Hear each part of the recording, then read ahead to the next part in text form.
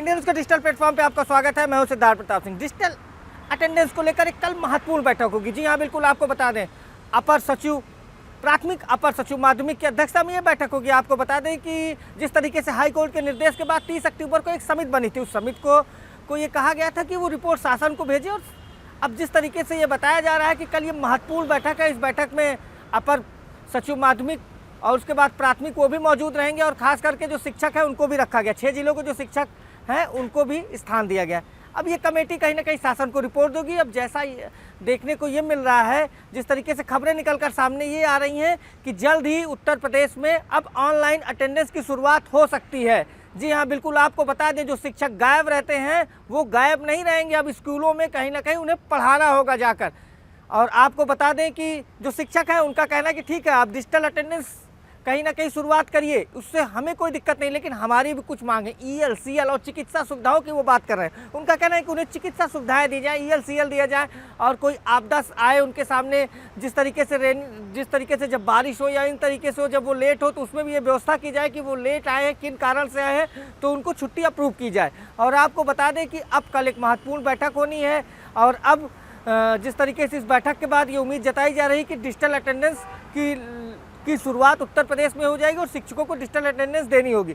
लेकिन आपको बता दें कि जो प्राथमिक शिक्षक संघ है वो लगातार ये मांग कर रहे हैं कि ठीक है, आप डिजिटल अटेंडेंस लागू करिए, लेकिन जो मूलभूत सुविधाएं हैं उसको शिक्षकों को दीजिए। और आपको बता दें कि अब जो कमेटी है वो शासन को जल्द रिपोर्ट दे सकती है। आपको बता दें कि सरकार का ये कहना था कि देखिए, इससे कहीं ना कहीं जो गुणवत्ता है उसमें सुधार होगी, शिक्षा की जो गुणवत्ता है उसमें सुधार होगी। और जो टीचर लेट लतीफ़ी करते हैं, लगातार ये शिकायतें शासन को मिल रही थी कि लेट लतीफ़ी करते हैं शिक्षक, तो उससे भी कहीं ना कहीं छुटकारा मिलेगा।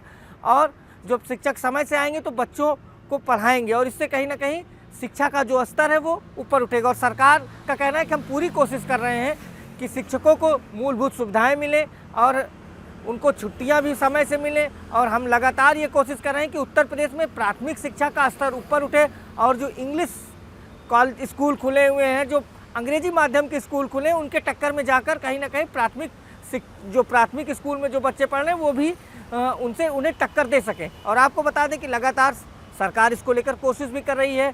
सरकार ने कहीं ना कहीं सभी स्कूलों में, कई ऐसे स्कूल हैं जिसको मॉडल स्कूल बनाया है, गांव में जाकर अब मॉडल स्कूल बनाया है। इसके पहले इंग्लिश मीडियम स्कूल बनाए गए, वहाँ पर अलग से शिक्षकों की नियुक्ति की गई और लगातार सरकार ये प्रयासरत है।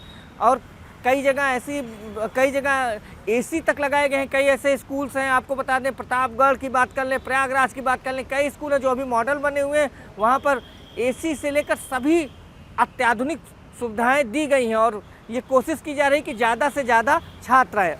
और अब कहीं ना कहीं पहले से ज़रूर शिक्षा की जो गुणवत्ता है उसमें सुधार हुआ है। लेकिन एक चीज़ जो सबसे महत्वपूर्ण है, अगर ये अटेंडेंस, ऑनलाइन अटेंडेंस लागू हो जाती है तो कहीं ना कहीं शिक्षकों को समय से आना होगा और इससे शिक्षा की गुणवत्ता में सुधार होगा। और जैसे शिक्षक भी मांग कर रहे हैं कि उनकी मूलभूत सुविधाएं हैं उसे दिया जाए, EL, CL की बात करें, चिकित्सा सुविधा की बात कर रहे हैं, अगर सब कुछ ठीक ठाक रहा तो उन्हें भी सरकार ये गिफ्ट दे सकती है। और जल्द ही जिस तरीके से हाई कोर्ट ने निर्देश दिया था, अब उसके बाद ये कमेटी शासन को आने वाले 15 दिन में अपनी रिपोर्ट सौंपेगी।